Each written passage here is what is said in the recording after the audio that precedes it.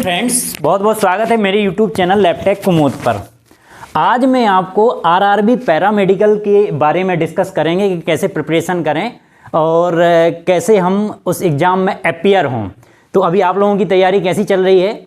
एमपीएसबी के बाद अगर कोई वैकेंसी आई है तो वो आरआरबी पैरामेडिकल की आई है, जो बहुत सारी पोस्ट के साथ आई है।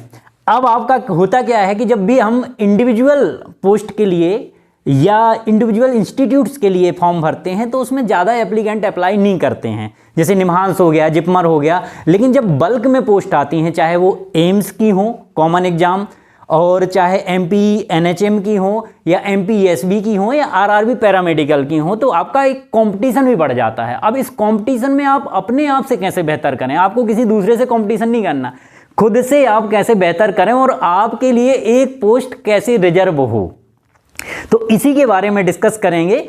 आरआरबी पैरामेडिकल ने जो है 3 तरह की पोस्ट जो है हमारे और आपके काम की निकाली हैं। वो है lab superintendent grade 3, lab assistant grade 2 और हेल्थ एंड मलेरिया इंस्पेक्टर 3। तो जो लैब असिस्टेंट ग्रेड 2 का सिलेबस है वो एमपीएसबी के ही तरह है पूरा, जो डीएमएलटी सेकेंड ईयर या डीएमएलटी फर्स्ट ईयर का सिलेबस होता है, तो वो तो आपने सबने प्रिपेयर करके रखा है।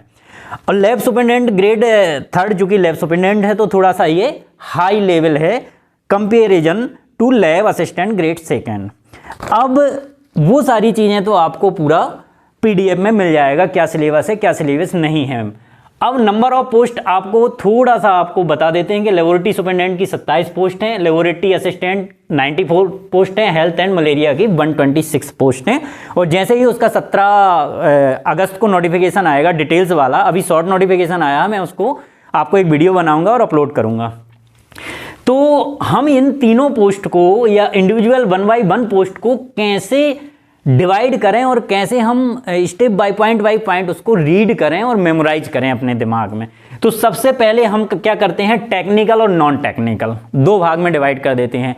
तो हमें टेक्निकल पार्ट की हम बात करेंगे। अब टेक्निकल पार्ट में भी फर्दर अगर डिवीजन करेंगे हम, तो 2 तरह की चीज़ें आती हैं जो हमारे सिलेबस में है। एक आता है आपका थ्योरी और दूसरा आता है आपका प्रैक्टिकल। तो थ्योरेटिकल जो क्वेश्चंस आते हैं थोड़ा सा जो है टफ होते हैं कंपैरिजन जो प्रैक्टिकल्स होते हैं।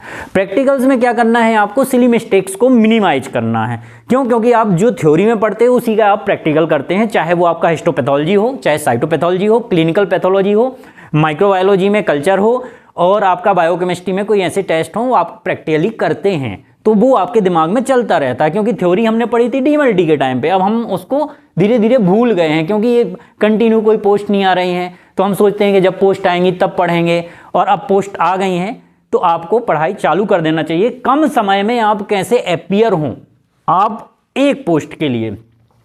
तो थ्योरी वाले पार्ट्स आप सबको पता है, आप सबने डीएमएलटी, बीएमएलटी, एमएमएलटी कर रखी है, कौन कौन से थ्योरी वाले पार्ट हैं। प्रैक्टिकल्स वाले पार्ट, जैसे हेमेटोलॉजी की अगर बात करें हम, तो आप कहीं ना कहीं किसी लेबोरेटरी में काम करते हैं, तो उसको आप छोटी छोटी चीज़ें देखें। जैसे मैं आपको बता देता हूं कि मान लो HCl है, कौन सी बॉटल में रखा है, कितने टेम्परेचर में रखा है, कहाँ पे रखना चाहिए। ऑटोक्लेविंग कैसे करते हैं, कितने टेम्परेचर पे करना चाहिए, उसका कंट्रोल क्या होता है, ये सारी चीज़ें हैं। HCl है आपका, ग्लेशियल एसिटिक एसिड है। छोटी छोटी चीज़ें आप अपनी लेबोरेटरी में देखते रहें कि इनका स्टोरेज क्या है, इनका टेम्परेचर क्या है, इनकी सेल्फ लाइफ क्या है, इनकी बॉटल का कलर क्या है। ठीक है, अब आपको 4 बिंदुओं से मैं आपको समझाता हूं। आप एक रफ रजिस्टर खरीदें, बड़ा सा रफ रजिस्टर खरीदने के बाद स्टैंडर्ड बुक से या जहां पे आप यूट्यूब पे जिस माध्यम से, जिस कोचिंग से आप पढ़ते हो उसमें करें। सबसे पहले आप देखें सिलेबस, टोटल सिलेबस देखें। टोटल सिलेबस को अपने रजिस्टर में उतारें। रजिस्टर में उतारने के बाद 1 बाई 1 पॉइंट उस पर मेंशन करते जाएं कि आपको क्या पढ़ना।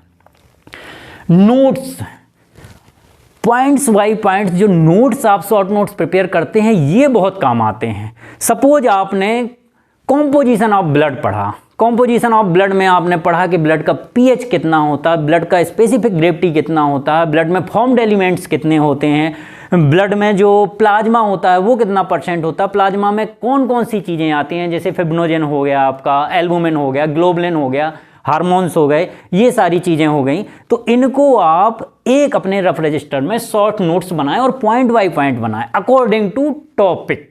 जैसे अगर हेमेटोलॉजी पढ़ रहे हो आप, जैसे कि क्लिनिकल पैथोलॉजी पढ़ रहे हो आप, जैसे कि माइक्रोबायोलॉजी पढ़ रहे हो, उसमें सीरोलॉजी पढ़ रहे हो, तो पॉइंट बाय पॉइंट आप क्या करें, शॉर्ट नोट्स प्रिपेयर करें। ये आपके रिवीजन के समय बहुत काम आने वाले हैं।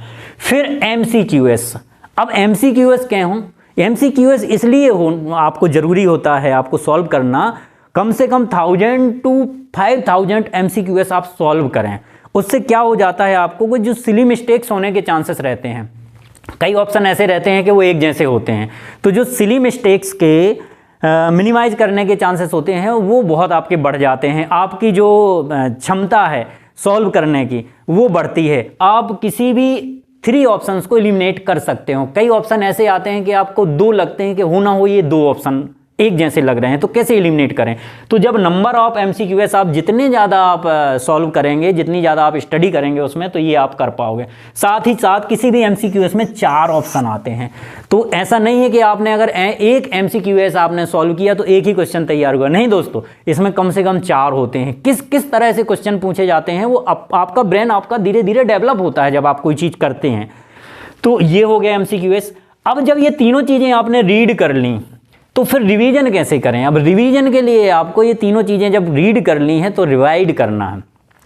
रिवाइड करने से क्या होता है, हमें 1 बार 2 बार 3 बार क्या होती हैं चीज़ें, हमें समराइज्ड हो जाती हैं, मेमोराइज हो जाती हैं कि हमने ये चीज़ पढ़ी और इसको अच्छे से रिवाइड किया। इसके बावजूद भी सिली मिस्टेक्स होने के चांसेस हैं।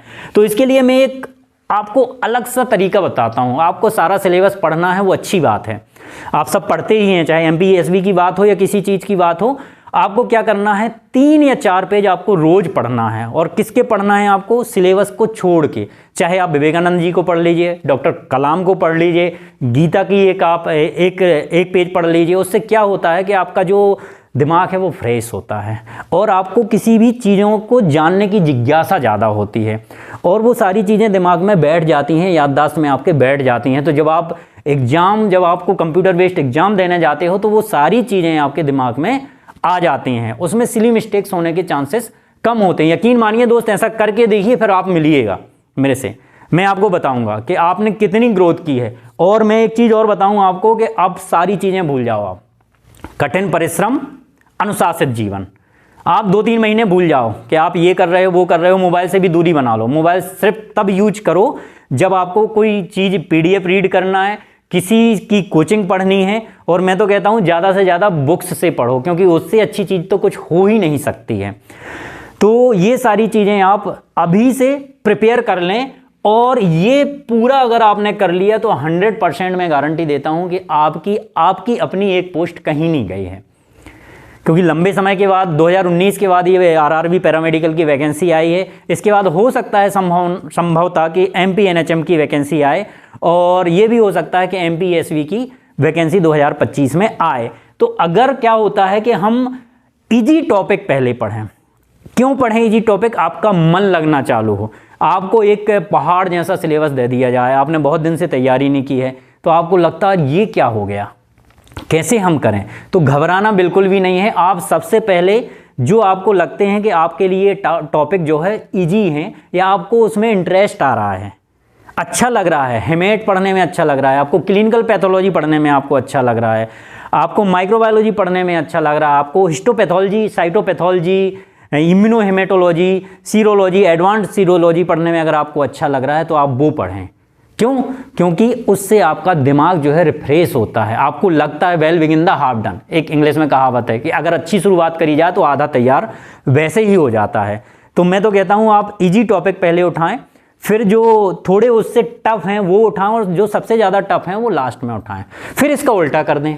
जब आप फर्स्ट रिवीजन करेंगे, आपको कम से कम 3 बार तैयारी करना है, 3 बार रिवीजन करना है। फर्स्ट टाइम ये कर लिया आपने, सेकेंड टाइम क्या करेंगे, आप जो थोड़े टफ हैं वो लीजिए, फिर आप इजी लीजिए, फिर आप सबसे ज़्यादा टफ लीजिए। लास्ट टाइम जब एग्ज़ाम देने के 10 दिन पहले आप क्या करेंगे, आप जो सबसे ज़्यादा टफ है उसको पहले आप रीड करेंगे, मेमोराइज करेंगे, समराइज करेंगे। सेकंड आपके जो और कम टफ हैं वो भी करेंगे, क्योंकि आपने जो सबसे टफ लास्ट में पढ़ा था वो ज़्यादा समय तक आपको मेमोराइज हो सकता है। होता क्या है कि हमने कल जो चीज़ याद की थी आज वो मुझे याद है, हमने जो 1 महीने पहले चीज़ याद की थी वो आज याद नहीं है हमें। हर इंसान की यही बात है। तो मेरा ये तरीका है कि आप ऐसे ही तैयारी करें, और हम लोग जो है कोचिंग बहुत जल्दी अनाउंस करने वाले हैं। मैं, कमोद सिंह और मयंक सिंह हैं, उन्होंने नीट की अच्छी प्रिपरेशन की है और बहुत अच्छा पढ़ाते हैं। हम दोनों लोग मिलके कोचिंग आप लोगों को देना चाहते हैं, MP NHM के लिए भी, MP PVSB के लिए भी, और ये RRB पैरामेडिकल्स के लिए। बहुत ही कम फीस रखेंगे, जो भी पूरा उसका स्ट्रक्चर होगा मैं आपको बता दूंगा, टाइम बता दूंगा, सारी चीज़ें। सो ऐसे ही वीडियो देखने के लिए मेरे चैनल को सब्सक्राइब करें, लाइक करें, शेयर करें। So thank you friends.